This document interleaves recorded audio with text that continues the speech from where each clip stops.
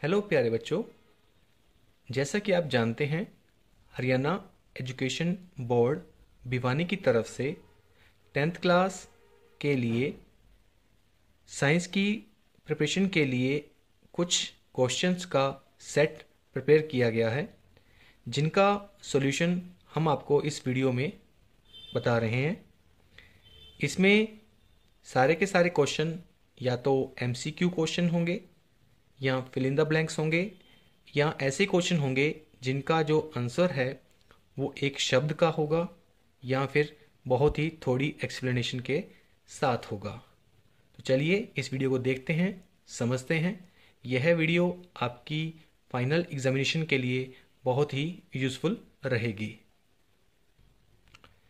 पहला क्वेश्चन है, निम्नलिखित में से कौन सा पदार्थ लेंस बनाने के लिए उपयोग नहीं किया जा सकता? Which of the following material can't be used to make a lens? जल, कांच, प्लास्टिक, मिट्टी, वाटर, ग्लास, प्लास्टिक, क्ले। बच्चों, आप जानते हैं किसी भी लेंस को बनाने के लिए जो मटेरियल यूज़ किया जाता है वो ट्रांसपेरेंट होना चाहिए। मीन्स उसमें से कुछ अमाउंट तक उसमें लाइट पास कर जानी चाहिए। जैसे कि वो पानी हो सकता है, ग्लास हो सकता है यानी कि कांच हो सकता है, प्लास्टिक हो सकता है, क्ले मिट्टी में से आप जो रोशनी को नहीं गुजार सकते, तो मिट्टी का जो क्ले का लेंस है वो नहीं बन सकता।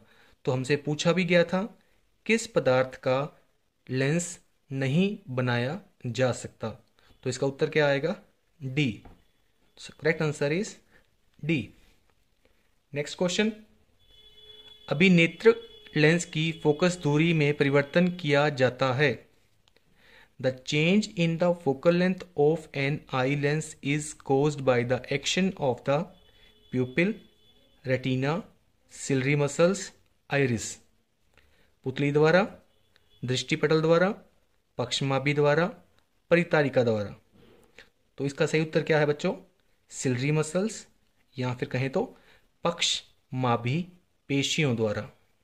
ठीक है, जो हमारे आंख के अंदर एक लेंस होता है जिसे हम अभिनेत्रक लेंस कहते हैं, उसकी जो फोकल लेंथ होती है, फोकस दूरी होती है, वह सिलरी मसल्स द्वारा नियंत्रित की जाती है। सिलरी मसल्स यानी कि पक्षमाभि पेशियों के सिकुड़ने या फैलने से किसी अभिनेत्र लेंस की फोकस दूरी को नियंत्रित किया जा सकता है। तीसरा प्रश्न, मोमबत्ती के जलने पर रासायनिक ऊर्जा परिवर्तित हो जाती है। During the burning of a candle the chemical energy converts into. जब एक मोमबत्ती जलती है तब आपको पता है कि मोमबत्ती के अंदर जो मौजूद केमिकल एनर्जी है, रासायनिक ऊर्जा है, वो हमें क्या प्रोवाइड करती है जलने के बाद? वो एक तो हमें गर्मी देती है यानी कि हीट देती है, और ही साथ लाइट भी देती है। यानी कि इसका जो आंसर है क्या होगा? Heat energy as well as light energy, both A and B. ऊष्मीय ऊर्जा भी मिलती है हमें, प्रकाश की ऊर्जा भी मिलती है। तो इसका आंसर क्या आएगा? सी, बोथ ए एंड बी। चलिए चौथे प्रश्न की ओर। निम्नलिखित में से कौन सा विद्युत शक्ति को नहीं दर्शाता है? Which of the following terms does not represent electrical power in the circuit? आप जानते हैं बच्चों, जो विद्युत शक्ति होती है या फिर कहें तो इलेक्ट्रिकल पावर होती है, उसका फॉर्मूला होता है P इजिकल टू वी आई। ये ऑप्शन भी ठीक है। आई स्केयर आर ये भी होता है, वी स्केयर आर ये भी होता है। ये फॉर्मूला रॉन्ग है, यानी कि हमारा जो आंसर है वो सी आंसर है। P is equal to I R square, ये आंसर हमारा सही है। चलिए अगले प्रश्न की ओर। गर्म जल प्राप्त करने के लिए हम सौर जल तापक का उपयोग किस दिन नहीं कर सकते? A solar water heater cannot be used to get hot water on एक जो सोलर वाटर हीटर होता है, सौर जल तापक होता है, उसका उपयोग हम किस दिन नहीं कर सकते? अ सनी डे, जिस दिन बहुत धूप होती है उस दिन। अ क्लाउडी डे, जिस दिन बहुत सारे बादल होते हैं उस दिन। अ हॉट डे, जिस दिन बहुत गर्म होता है उस दिन। या जिस दिन बहुत सारी हवाएं चल रही हों, विंडी डे हो, किस दिन? बच्चों, जिस दिन सूरज निकलेगा उस दिन तो गर्मी होएगी होएगी, जिस दिन गर्म है उस दिन तो वो ये सौर तापक है वो भी काम करेगा। विंडी डे, जिस दिन हवाएं चल रही होंगी, उसमें कोई दिक्कत नहीं है। अ क्लाउडी डे, जिस दिन बादल होंगे उस दिन डेफिनेटली हो सकता है कि उस दिन सूरज की किरणें आप तक ना पहुंच रही हों, उस दिन ये काम नहीं करेगा। तो पांचवे का उत्तर क्या आएगा? A cloudy day. अगला प्रश्न है, 5 आर में से प्रथम आर का क्या अर्थ है? बच्चों, 5 आर में जो हमारा वातावरण वाला पार्ट है उसमें क्या है? 5 आर में 5 आर, क्या अर्थ है इसका? क्या अर्थ है 5 आर? 5 आर का अर्थ है, पहला होता है रिफ्यूज, दूसरा होता है पहला होता है रिफ्यूज, दूसरा होता है रिड्यूस, तीसरा होता है रीयूज, चौथा होता है रीपर्पस, पांचवा होता है रीसाइकल। तो हमें पूछा क्या गया है कि जो पहला आर है वो क्या है? रिफ्यूज। तो हमारा आंसर क्या हो जाएगा? डी, यानी कि इनकार। ठीक है, 6 प्रश्न हो चुके हैं। सातवां प्रश्न है, सोलर कुकर के उपयोग के लिए किस प्रकार के का दर्पण सबसे उपयुक्त होता है? Which kind of mirror is used और यूजफुल और beneficial for making solar cooker? That is अवतल दर्पण, इंग्लिश में बोले तो concave mirror. Option is B. Next question, जो लास्ट क्वेश्चन था हमारा, उसका आंसर है कनकेव मिरर। नेक्स्ट है 8th क्वेश्चन, टिहरी बांध को किस नदी पर बनाया गया है? Tehri dam is constructed on which river? बच्चों, जो इसका आंसर है वैसे तो गंगा नदी है, गंगा रिवर है, सी ऑप्शन है। लेकिन आपको बता दें कि लोकल लैंग्वेज में जहाँ पर स्थानीय भाषा है वहाँ पर इसका नाम है भागीरथी। चलिए बढ़ते हैं 9वें प्रश्न की ओर। सफ़ेद रंग को 7 रंगों में बांटना क्या कहलाता है? The splitting of white light into 7 colours is called? Obviously विक्षेपण इसका आंसर है, डिस्पर्शन। निम्नलिखित में से कौन जैव मात्रा ऊर्जा स्रोत का उदाहरण नहीं है? विच of the following is not an example of biomass energy source? लकड़ी, गोबर, कोयला, ये तीनों क्या हैं? जीवों से प्राप्त होते हैं। और नाभिकीय ऊर्जा किसी भी तत्व के परमाणु के नाभिक से उत्पन्न होती है। तो इसका उत्तर आ गया न्यूक्लियर एनर्जी या फिर नाभिकीय ऊर्जा। चलिए अगले प्रश्न की ओर। 11वां प्रश्न है जो कि केमिस्ट्री में से है। विच acid is present in the tamarind? इमली में पाए जाने वाले अम्ल का नाम बताइए। इसका आंसर है टार्टरिक एसिड। टार्टरिक एसिड या फिर कहते हो टार्टरिक अम्ल। 12वां प्रश्न, मैग्नीशियम रिबन को जलाने से पहले साफ क्यों किया जाता है? Why should magnesium ribbon be cleaned before burning in air? Magnesium ribbon को जलाने से पहले इसलिए साफ़ किया जाता है क्योंकि मैग्नीशियम एक बहुत ही रिएक्टिव मेटल है और वो ऑक्सीजन के साथ अभिक्रिया करके अपने ऊपर मैग्नीशियम के ऑक्साइड की एक परत बना लेती है, जिसके कारण क्या है, मैग्नीशियम को जलने में थोड़ी सी समस्या आती है, बाधा उत्पन्न होती है। इसीलिए मैग्नीशियम को जलाने से पहले उसको साफ कर लिया जाता है। 13वां प्रश्न है, एक ऐसी अधातु का नाम लिखें जिसमें चमक होती है। Name a non metal that possesses lustre. तो कौन सी है वो मेटल? नॉन मेटल, डायमंड, हीरा।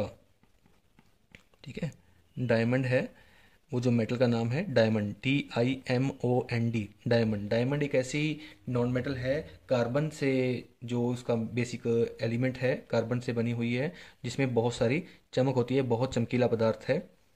अगले प्रश्न की ओर, 14वां प्रश्न, एक धातु का नाम लिखें जो कमरे के ताप पर तरल होती है। Name a metal which is liquid at room temperature. इसका उत्तर क्या है? Hg, मरकरी यानी कि पारा। इस पे एक प्रश्न और बन सकता है, एक ऐसी अधातु का नाम लिखिए जो कि साधारण ताप पर क्या होती है? द्रव अवस्था में होती है, तरल अवस्था में होती है। पता होगा बच्चों, ब्रोमीन। ब्रोमीन एक ऐसी अधातु है जो साधारण तापमान पर तरल अवस्था में होती है। अधातु की बात करें तो ब्रोमीन, और धातु की बात करें तो मरकरी या फिर पारा। 15वां प्रश्न, इथेनॉल का प्रकार्यात्मक समूह है। Name the functional group present in ethanol. Ethanol का जो प्रकार्यात्मक समूह है वो है OH। ठीक है। 16वां प्रश्न है, जिंक प्लस कॉपर सल्फेट आपको देता है जिंक सल्फेट प्लस कॉपर। ये कौन सी अभिक्रिया है? कंबिनेशन रिएक्शन, संयोजन अभिक्रिया, डीकम्पोजिशन रिएक्शन, वियोजन अभिक्रिया, डबल डिस्प्लेसमेंट रिएक्शन, द्विविस्थापन अभिक्रिया, डिस्प्लेसमेंट रिएक्शन, विस्थापन अभिक्रिया। बच्चों आप जानते हैं कि पहले ये कॉपर सल्फेट था, इसमें कॉपर को डिस्प्लेस कर दिया किसने? जिंक ने। जिंक खुद यहाँ पर आ गया और कॉपर को यहाँ से बाहर निकाल दिया, यानी कि जिंक ने कॉपर को विस्थापित कर दिया। चल भाई इधर, विस्थापित कर दिया तो कौन सी अभिक्रिया हुई? विस्थापन अभिक्रिया। तो इसका उत्तर आ गया सॉल्वे का डी उत्तर आ गया। चलिए 17वें प्रश्न की ओर। मीथेन का आणविक सूत्र है, बहुत ही सरल प्रश्न है ये। Molecular formula of methane is, क्या आएगा? CH4। 18वां प्रश्न, केवल कार्बन और हाइड्रोजन वाले सभी कार्बन यौगिक कहलाते हैं। The carbon compounds which contain just carbon and hydrogen are called. Alcohol, hydrocarbon, aldehyde, ketone. क्या कहा जाता है उनको? उनको कहा जाता है हाइड्रोकार्बन। यानी कि ऑप्शन कौन सी है हमारे पास? बी ऑप्शन है, जो बिल्कुल सही है, बी। चलिए अब चलते हैं इसके तीसरे भाग की ओर, जीव विज्ञान, जिसका पहला प्रश्न है, पादप में जाइलम उत्तरदायी होता है। The xylem in the plants are responsible for, क्या उत्तर आएगा बच्चों इसका? ए बिल्कुल सही, ट्रांसपोर्टेशन ऑफ वाटर, जल का वहन करने के लिए उत्तरदायी होता है। 20वां प्रश्न, पायरुवेट के विखंडन में यह कार्बन डाइऑक्साइड, जल और ऊर्जा देता है और यह क्रिया होती है। The breakdown of pyruvate to give carbon dioxide, water and energy takes place in, किस में होता है ये? बताइए बच्चों। जी हाँ बिल्कुल सही, माइटोकॉन्ड्रिया। ठीक है। माइटोकॉन्ड्रिया को आपको बता दें कि पावर हाउस भी कहते हैं, किसी भी एक सेल का पावर हाउस किसको कहा जाता है? माइटोकॉन्ड्रिया को। 21वां प्रश्न, अलैंगिक जनन मुकुलन द्वारा होता है। A sexual reproduction takes place through budding in amoeba, yeast, plasmodium, leishmania. तो क्या उत्तर आएगा इसका बेटा 21वें का? इसका उत्तर आएगा बी, यीस्ट। अगला क्वेश्चन है, परागकोश में होते हैं बाह्यदल, अंडाशय, अंडप, परागकण। The anther contains sepal, ovules, carpel, pollen, grains. क्या आंसर है इसका? डी, परागकण। 22वें का क्या ऑप्शन है? परागकण। परागकोश होते हैं परागकणों में। 23वां है, निम्नलिखित में से कौन सा प्राकृतिक परितंत्र नहीं है? विच of the following is not a natural ecosystem? One, तालाब, झील, खेत, forest, pond, lake, crop field. What is the option for 23rd question? D option, खेत या फिर क्रॉप फील्ड. 24th क्वेश्चन, निम्नलिखित में से कौन पर्यावरण मित्र व्यवहार कहलाते हैं? Which of the following are the environmental friendly practices? Which of the following are environment friendly practices? A, use of cloth bags, switching of unnecessary light and fans, walking to school, all of the above. सिंपली कपड़े का थैला उपयोग करना, बिना जरूरत के light और पंखे बंद कर देना, विद्यालय तक पैदल जाना, उपरोक्त सभी. तो ये सभी जो बातें हैं ये पर्यावरण से जुड़ी हुई हैं, पर्यावरण फ्रेंडली हैं, इको फ्रेंडली हैं. तो इसका उत्तर आ जाएगा all of the above, D option आ जाएगी इसकी. 25वां क्वेश्चन, मेरुरज्जा किससे रक्षित होती है? Spinal cord is protected by vertebral column और backbone, cranium, ribs, none of this. किशेरुख, दंड या रीढ़ की हड्डी, कपाल, पसली या इनमें से कोई नहीं. तो बच्चों इसका जो सही आंसर आएगा, देखो पहले सी लगा रखा है, सी सही नहीं है. इसका आंसर है ए, वर्टिब्रल कॉलम और बैकबोन, किशेरुख, दंड या रीढ़ की हड्डी. 26वां प्रश्न है, हमारे मस्तिष्क में नियंत्रण और समन्वय का कार्य हार्मोन तथा डैश द्वारा होता है. Control and coordination are the functions of hormones and dash in our body. Brain, reflex arc, nervous system, chemical coordination. मस्तिष्क, प्रतिवर्ती चाप, तंत्रिका तंत्र, रासायनिक समन्वय. तो इसका सही उत्तर है तंत्रिका तंत्र यानी कि नर्वस सिस्टम. अगला प्रश्न 27वां प्रश्न, कौन सी परत सूर्य से आने वाली परावैंगनी विकिरणों से पृथ्वी की सुरक्षा करती है? Which layer shields the surface of earth from ultraviolet radiations from the sun? बताइए बच्चों, हमारी अर्थ के चारों ओर एक ऐसा एनवायरनमेंट है जिसमें ओजोन गैस की एक परत है जो परावैंगनी किरणों को हमारी अर्थ पर आने से रोकती है और हमें बहुत सी खतरनाक बीमारियों के होने से बचाती है. तो इसका सही उत्तर क्या है? ओजोन. ओजोन. इसका रासायनिक उत्तर क्या होता है? O3.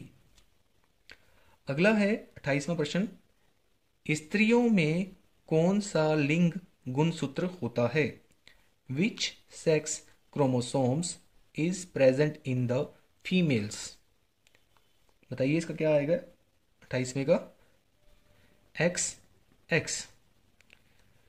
महिलाओं के अंदर, स्त्रियों के अंदर कौन सा गुणसूत्र होता है? XX, लिंग की बात करें तो. और पुरुषों के अंदर कौन सा होता है? XY. ये पुरुषों की बात चल रही है. पुरुषों के अंदर कौन सा होता है? XY. और महिलाओं के अंदर XX. 29वां प्रश्न, क्षुद्रांत्र के आंतरिक स्तर पर अनेक अंगुली जैसे प्रवर्ध होते हैं जिन्हें डैश कहते हैं. The inner linings of small intestine has numerous finger like projections called. इसका उत्तर आएगा विली. ठीक है. और हिंदी में क्या बोलते हैं इसे? सूक्ष्म तंतु. सूक्ष्म तंतु भी कहा जाता है, विली को हिंदी में सूक्ष्म तंतु कहा जाता है. 30वां प्रश्न है, मेंडल ने मटर के लंबे टी कैपिटल टी तथा बौने स्मॉल टी पौधों का संकरण करवाया तथा इससे प्राप्त संतति पीढ़ी F1 में सभी पौधे डैश थे. Mendel crossed a tall pra plant capital T and a short plant small t and produced progeny F1 from them. All the plants were, जो सारे प्लांट्स थे वो किस तरह के थे? सारे प्लांट्स इस तरह के थे. All the plants were. Okay, तो ये हमारा हल था 10th साइंस के objective questions, multiple choice questions के प्रश्नों का.